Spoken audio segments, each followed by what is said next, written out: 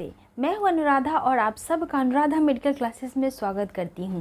तो previous lecture में हम लोगों ने पॉलिनेशन के बारे में पढ़ा था, टाइप्स ऑफ पॉलिनेशन के बारे में, जिसमें डेफिनेशन में हम लोगों ने समझा था कि transfer of pollen grain from anther to stigma is known as pollination and it is of two type, self pollination and cross pollination. Self pollination में ही हम लोगों ने दो टाइप को देखा था, ऑटोगैमी एंड जिटनोगैमी। क्रॉस पॉलिनेशन में देखा था जीनोगैमी के बारे में। आई होप वो सारी चीज़ें क्लियर होंगी। तो अब आते हैं हम लोग नेक्स्ट टॉपिक के ऊपर, पॉलन पिस्टिल इंटरेक्शन के ऊपर। तो एक्चुअल में ये होता क्या है, आइए समझते हैं इस बात को। हमने पहले ही आपको बता दिया था डायग्राम में कि कोई भी फीमेल पार्ट जो होता है, ऊपर में स्टिग्मा होता है, नीचे में जो स्टाइल होता है, और फिर सबसे लास्ट वाला जो पार्ट होता है ये आपका ओवरी होता है। स्टिग्मा होता है, नेक्स्ट मैंने क्या बताया, स्टाइल होता है, और फिर ओवरी होता है। क्लियर है।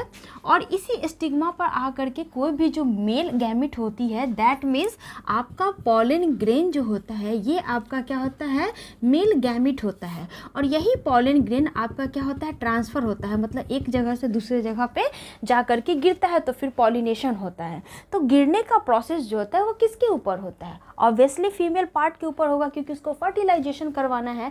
तो फर्टिलाइजेशन के लिए हमेशा पॉलन ग्रेन जो होता है उड़ करके किसी भी मीडियम से कहाँ आता है, आपका स्टिग्मा के ऊपर आता है। तो अब आप पूछेंगे कि ये मीडियम कौन कौन सा होता है, तो मैंने पहले ही बता दिया हुआ है कि मीडियम जो होता है दो टाइप का होता है, एबायोटिक और दूसरा जो होता है बायोटिक होता है, जिसमें हम लोगों ने एबायोटिक में वाटर को भी देखा था, विंड को देखा था, जिसमें जान प्राण नहीं होता है, सिंपल शब्दों में वो एबायोटिक कहलाता है। और बायोटिक जिसमें जीवन होता है, जिसमें एनिमल्स आ जाते थे, एनिमल्स में हम आदमी भी आ जाते हैं, पशु पक्षी भी आ जाते हैं। क्लियर है बातें। तो इन सब के माध्यम से ही पॉलन ग्रेन क्या होता है, जब एक जगह से उड़ करके ट्रांसफ़र हो करके किसी भी फूल के फीमेल रिप्रोडक्टिव पार्ट के सबसे ऊपर वाले भाग स्टिग्मा पे जा करके गिरता है, जो उसका क्या कहलाता है, पॉलिनेशन कहलाता है। तो अब पॉलन और पिस्टिल, नाम से स्पष्ट है कि इसमें पॉलन ग्रेन का भी और पिस्टिल का दोनों का क्या हो रहा है, इंटरेक्शन हो रहा है। दोनों का क्या हो रहा है, ज़रूरत पड़ रहा है इस इंटरेक्शन होने के लिए। तो पिस्टिल जो होता है, पिस्टिल बोल लीजिए या फिर आप फीमेल रिप्रोडक्टिव पार्ट बोल लीजिए, ये दोनों सेम ही होता है। क्लियर है। तो जब पॉलन ग्रेन आ करके मान लीजिए यहाँ पे आ करके इकट्ठा हो गया, तो आपको क्या लगता है कि सारे पॉलन ग्रेन इसके अंदर से मूव कर जाएंगे? तो नहीं, ऐसा कभी नहीं होता है।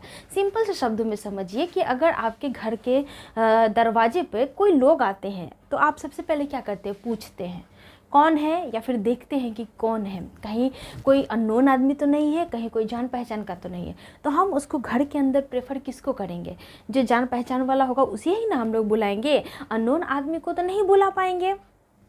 एग्जैक्टली सेम वैसे ही होता है प्लांट के केस में भी। तो ये जो फूल है, फूल जिस भी प्रजाति का है, वो सबसे पहले यहाँ पे एक केमिकल इंटरेक्शन भी होता है, जो आपका क्या करता है, आइडेंटिफाई करता है, मतलब उसको सेलेक्ट करता है कि क्या ये जो पॉलन ग्रेन यहाँ पे आया है वो मेरे ही प्रजाति का है या फिर किसी और प्रजाति का है।